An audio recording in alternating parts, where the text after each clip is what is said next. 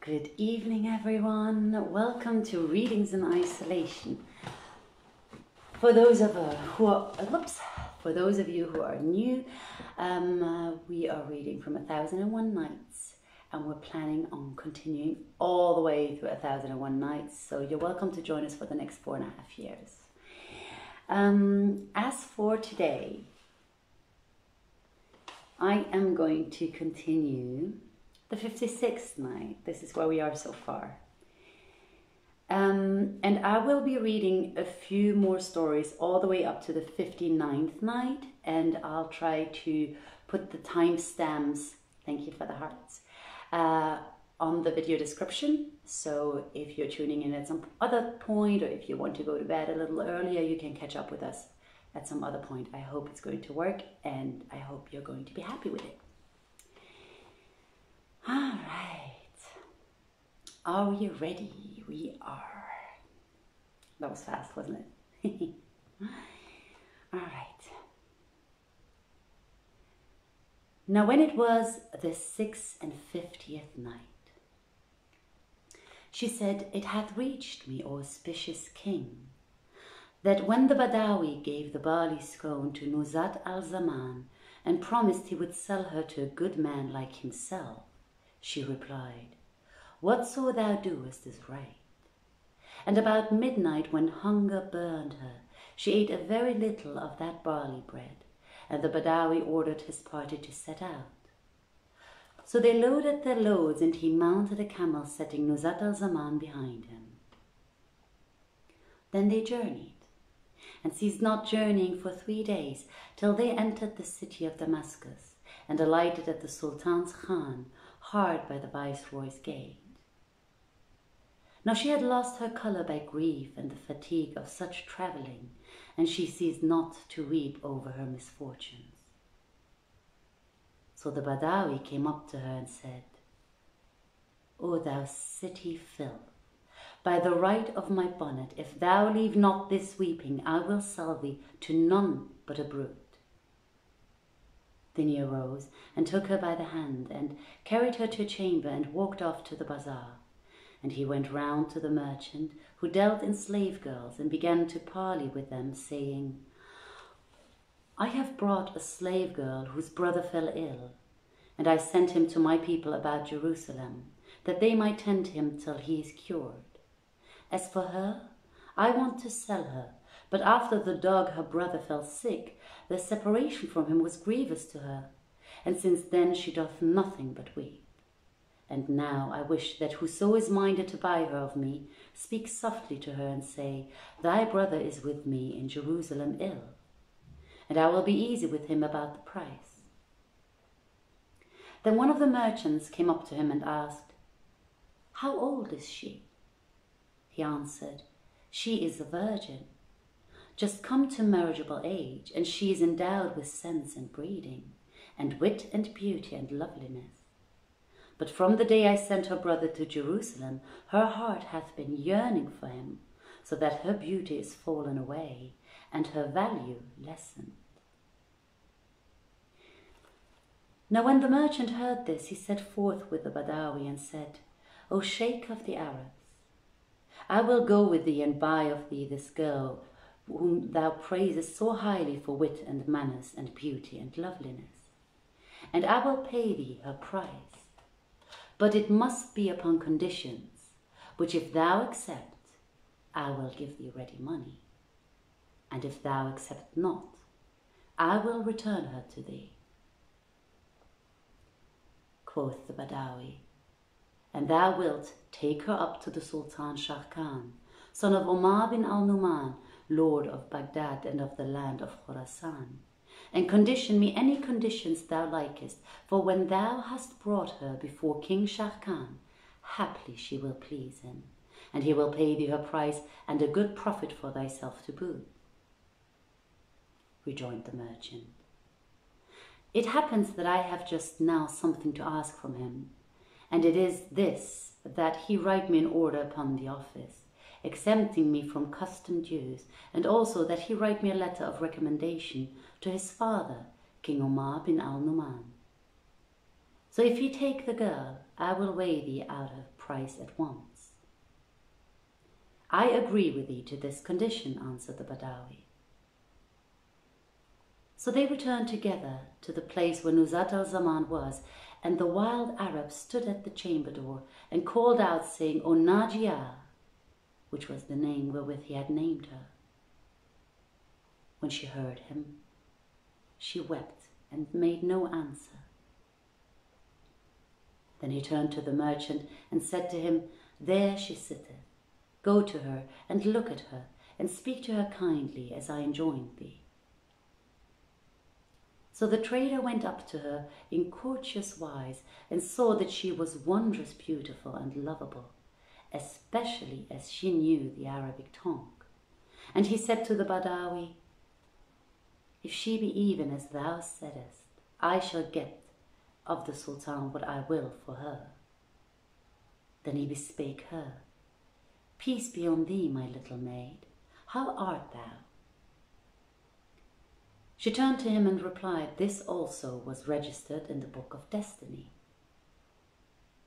Then she looked at him, and seeing him to be a man of respectable semblance with a handsome face, she said to herself, I believe this one cometh to buy me. And she continued, If I hold aloof from him, I shall abide with my tyrant, and he will do me to death with beating. In any case, this person is handsome of face, and maketh me hope for better treatment from him than from my brute of a Badawi. Maybe he cometh only to hear me talk, so I will give him a fair answer. All this while her eyes were fixed on the ground. Then she raised them to him and said in a sweet voice, And upon thee be peace, O my lord, and Allah's mercy and his benediction. This is what is commanded of the Prophet, whom Allah bless and preserve. As for thine inquiry how I am, if thou wouldst know my case, it is such as thou wouldst not wish but to thy foe. And she held her peace. When the merchant heard what she said, his fancy took wings for delight in her, and turning to the Badawi, he asked him, What is her price? For indeed she is noble. Thereupon the Badawi waxed angry and answered, Thou wilt turn me the girl's head with this talk. Why dost thou say that she is noble? while she is of the scum of slave girls and of the refuse of folk. I will not sell her to thee." When the merchant heard this, he knew this man to be weak of wits, and said to him, "Calm thyself, for I will buy her of thee with these blemishes thou mentionest." "And how much wilt thou give me for her?" inquired the Badawi. Replied the merchant, "Name thy price. None should name the sum save his sire." Rejoined the Badawi, "None shall name it but thyself." Quoth the merchant to himself, "This wildling is a rude spy and a maggoty head. By Allah, I cannot tell her price, for she hath won my heart with her fair speech and good looks. And if she can read and write, it will be complete fair luck to her and to her purchaser. But this Badawi does not know her worth." Then he turned and said to him, "O Sheikh of the Arabs, I will give thee in ready money clear of the tax and the Sultan's dues 200 gold pieces." Now when the Badawi heard this, he flew into a violent rage and cried at the merchant, saying, "Get up and go thy ways. By Allah, wert thou to offer me 200 dinars for the bit of camlet she weareth, I would not sell it to thee. And now I will not sell her, but will keep her by me, to pasture the camels and grind my grist." And he cried out to her, saying, "Come here, thou stinkard, I will not sell thee." Then he turned to the merchant and said to him, "I used to think thee a man of judgment, but by the right of my bonnet, if thou be gone not from me, I will let thee hear what shall not please thee." Quoth the merchant to himself, "Of a truth, this Badawi is mad, and knoweth not her value. And I will say no more to him about her price at the present time, for by Allah, were he a man of sense, he would not say, by the rights of my bonnet. By the Almighty, she is worth the kingdom of the Khosrows, and I have not her price by me, but if he ask even more, I will give him what he will, though it be all my goods." Then he turned and said to him, "O Sheikh of the Arabs, take patience and calm thyself, and tell me what clothes she hath with thee." Cried the Badawi, "And what hath the baggage to do with clothes? By Allah, this camlet in which she is wrapped is ample for her." "With thy leave," said the merchant, "I will unveil her face and examine her even as folk examine slave girls whom they think of buying." Replied the other, "Up and do what thou wilt, and Allah keep thy youth.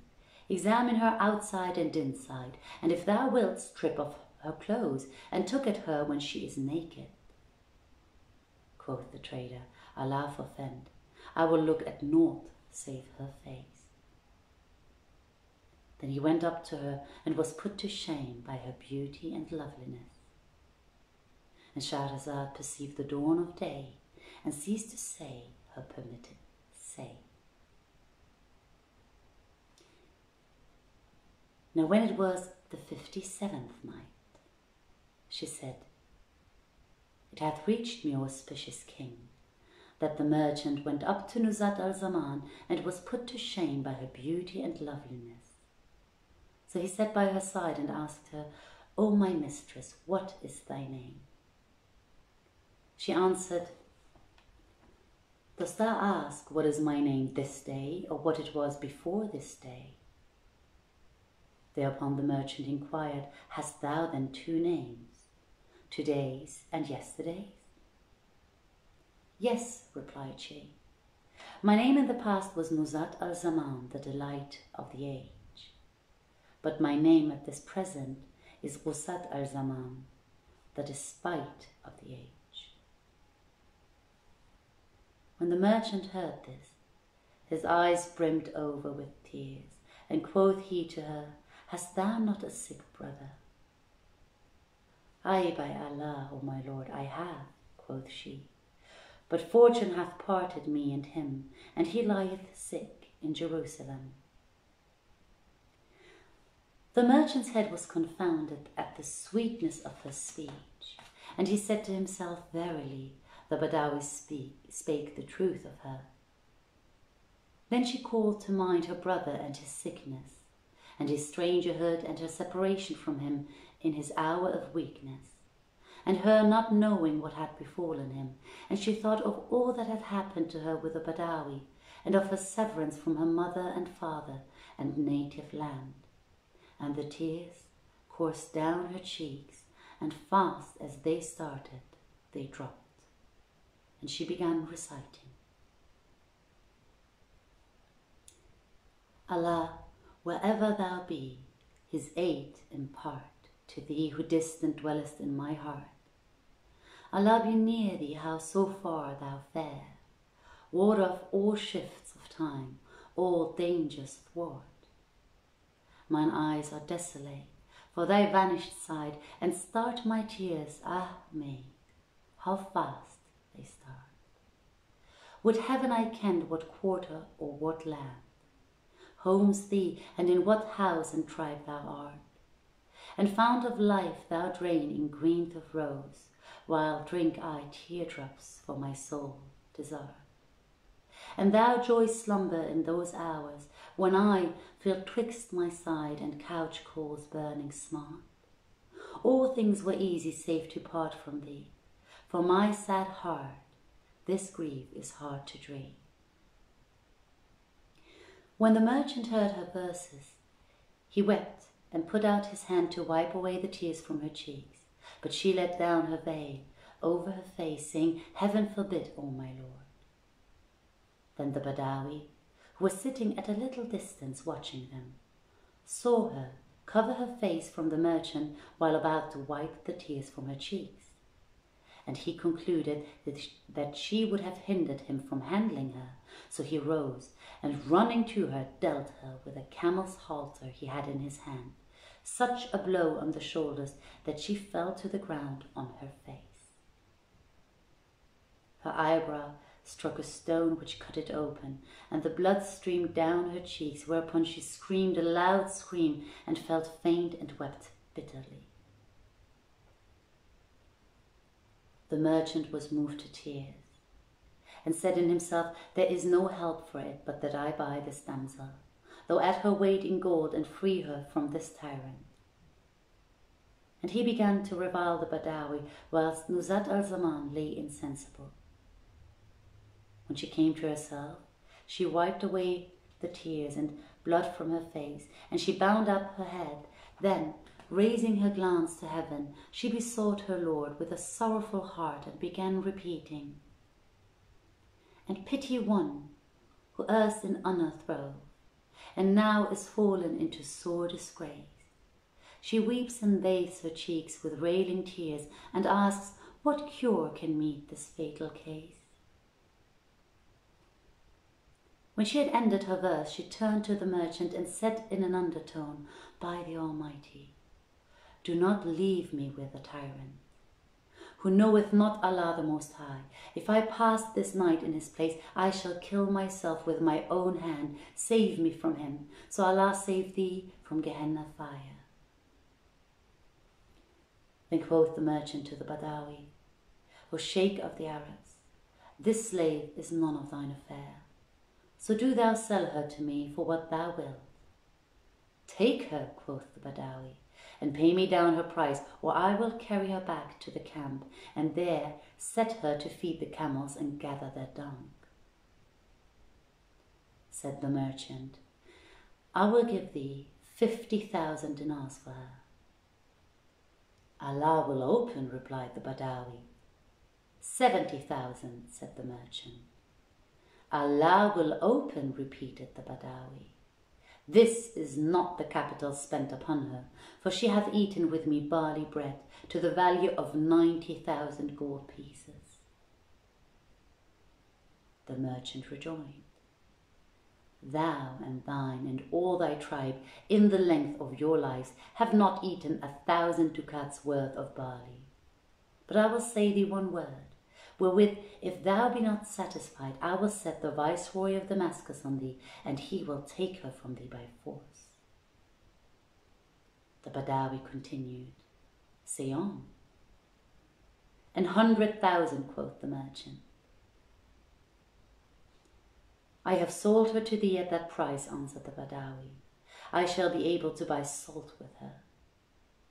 The merchant laughed, and going to his lodgings, brought the money and put it into the hand of the Badawi, who took it and made off, saying to himself, "Needs must I go to Jerusalem, where haply I shall happen on her brother, and I will bring him here and sell him also." So he mounted and journeyed till he arrived at Jerusalem, where he went to the Khan and asked for Zaw al-Makan, but could not find him. Such was the case with him, but for what regards the merchant and Nuzhat al-Zaman. When he took her, he threw some of his clothes over her and carried her to his lodgings. And Shahrazad perceived the dawn of day and ceased to say her permitted say. Now when it was the 8th and 50th night, she said, "It hath reached me, O auspicious king, that when the trader saved Nuzhat al-Zaman from the Badawi and bore her to his lodgings and robed her in the richest raiment, he went down with her to the bazaar, where he bought her what ornaments she chose, and put them in a satin bag, which he set before her, saying, 'All is for thee, and I ask nothing of thee in return, but that when I lead thee to the Sultan, Viceroy of Damascus, thou acquaint him with the price I paid for thee, albeit it was little compared with thy value.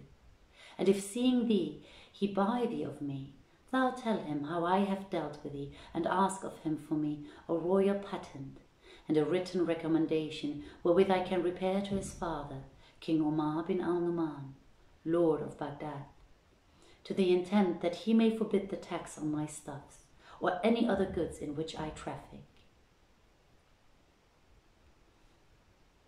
When she heard his words, she wept and sobbed. And the merchant said to her, 'O my lady, I observe that every time I mention Baghdad, thine eyes are tearful. Is there any one there whom thou lovest? If it be a trader or the like, tell me, for I know all the merchants and so forth there, and if thou wouldst send him a message, I will bear it for thee.' Replied she, 'By Allah, I have no acquaintance among merchant folk and the like. I know none there but King Omar bin Numan, Lord of Baghdad.' When the merchant heard her words, he laughed and rejoiced with exceeding joy, and said in himself, 'By Allah, I have won my wish.' Then he said to her, 'Hast thou been shown to him in time past?' She answered, 'No, but I was brought up with his daughter, and he holdeth me dear, and I have high honour with him. So if thou wouldst have the king grant thee thy desire, give me ink case and paper, and I will write thee a letter. And when thou reachest the city of Baghdad, do thou deliver it into the hand of King Omar bin al-Numan, and say to him, Thy handmaid, Nuzhat al-Zaman, would have thee to know that the chances and changes of the nights and days have struck her as with a hammer, and have smitten her so that she hath been sold from place to place, and she sendeth thee her salams. And if he ask further of her, say that I am now with the Viceroy of Damascus.' The merchant wondered at her eloquence, and his affection for her increased, and he said to her, I cannot but think that man hath played upon thine understanding and sold thee for money. Tell me, dost thou know the Quran by heart? Yes, answered she, and I am also acquainted with philosophy and medicine, and the prolegomena of science, and the commentaries of Galen, the physician, on the canons of Hippocrates, and I have commented him, and I have read the Takira, and have commented the Burhan, and I have studied the simples of Ibn Baitar, and I have something to say of the canon of Mecca by Avicenna. I can see riddles and can solve ambiguities and discourse upon geometry, and am skilled in anatomy. I've read the books of the Shafi'i school and the traditions of the Prophet and syntax, and I can argue with the ulama and discourse of all manner learning. Moreover, I am skilled in logic and rhetoric and arithmetic and the making of talismans and almanacs, and I know thoroughly the spiritual sciences and the times appointed for religious duties, and I understand all these branches of knowledge. Then quoth she to the merchant, bring me ink case and paper, that I write thee a letter which shall aid thee on thy journey to Baghdad, and enable thee to do without passport. Now when the merchant heard this, he cried out, Brava, brava! Then, O happy he in whose palace thou shalt be. Thereupon he brought her paper and ink case and a pen of brass, and bussed the earth before her face to do her honour. She took a sheet and handled the reed and wrote therewith these verses. I see all power of sleep from eyes of me hath flown. Say, did thy parting teach these eyne on wake to warm? What makes thy memory light such burnings in my heart? Hath every lover strength such memories to own? How sweet the big dropped cloud which rained on summer day! 'Tis gone, and ere I taste its sweets afar 'tis flown.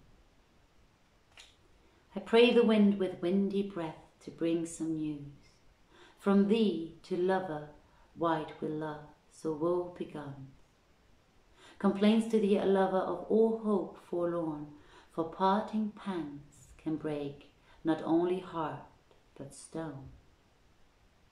And when she had ended writing these verses, she continued, these words are from her who saith that melancholy destroyeth her, and that watching wasteth her, in the murk of whose night is found no light, and darkness and day are the same in her sight. She tosseth on the couch of separation, and her eyes are blackened with the pencils of sleeplessness. She watcheth the stars arise, and into the gloom she strains her eyes. Verily, sadness and leanness have consumed her strength, and the setting forth of her case would wrung to length. No helper hath she but tears, and she reciteth these verses.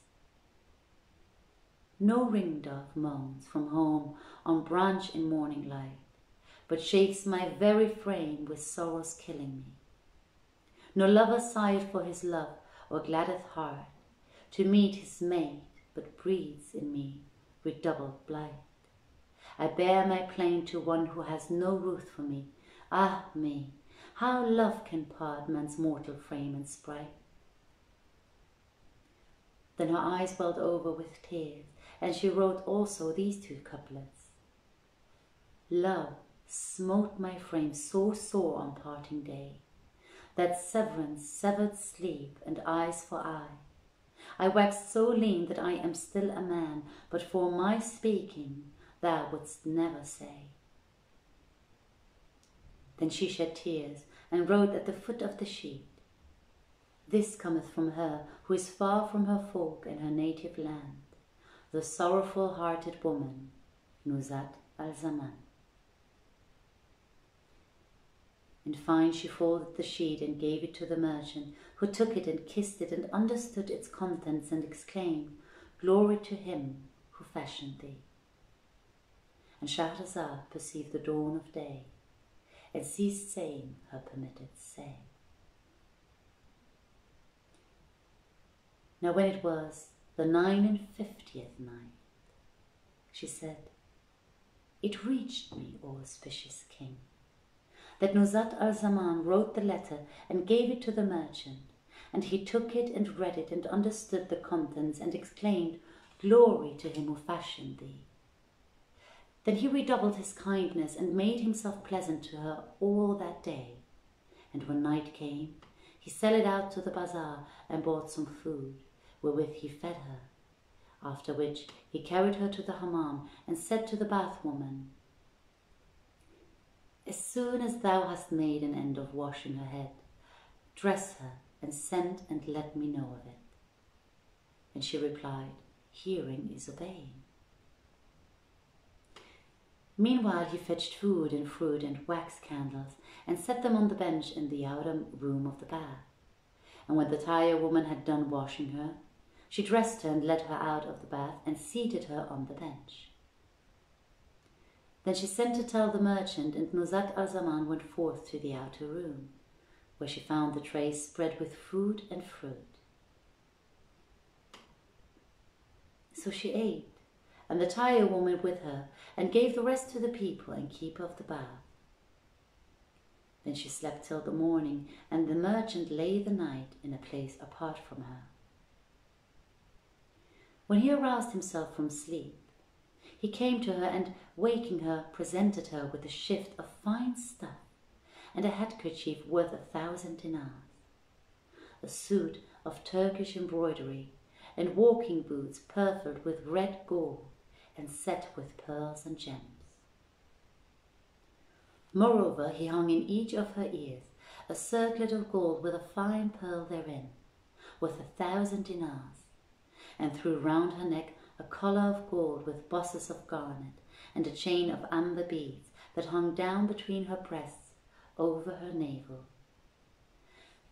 Now to this chain were attached 10 balls and 9 crescents, and each crescent had in its midst a bezel of ruby, and each ball a bezel of balass. The value of the chain was 3,000 dinars, and each of the balls was priced at 20,000 dirhams, so that the dress she wore was worth in all a great sum of money. When she had put these on, the merchant bade her adorn herself, and she adorned herself to the utmost beauty. Then she let fall her fillet over her eyes, and she fared forth with the merchant preceding her. But when folk saw her, all wondered at her beauty and exclaimed, "Blessed be Allah, the most excellent Creator! O lucky the man in whose house she shall be!" And the trader ceased not walking, and she behind him, till they entered the palace of Sultan Shah Khan, when he sought an audience, and, kissing the earth between his hands, said, "O auspicious king, I have brought thee a rare gift, unmatched in this time, and richly gifted with beauty and with good qualities." Quoth the king, "Let me see it." So the merchant went out and brought her, she following him, till he made her stand before King Shah Khan. When he beheld her, blood yearned to blood, though she had been parted from him in childhood, and though he had never seen her, having only heard a long time after her birth that he had a sister called Nuzhat al-Zaman and a brother Zaw al-Makan, he having been jealous of them because of the succession. And such was the cause of his knowing little about them. Then, having placed her before the presence, the merchant said, "O king of the age, besides being peerless in her time for beauty and loveliness, she is also versed in all learning, sacred and profane, including the art of government and the abstract sciences." Quoth the king to the trader, "Take her price according as thou boughtest her, and go thy ways." "I hear and I obey," replied the merchant, "but first write me a patent, exempting me forever from paying tithes on my merchandise." Said the king, "I will do this, but first tell me what price thou paidest for her." Said the merchant, "I bought her for 100,000 dinars, and her clothes cost me another 100,000.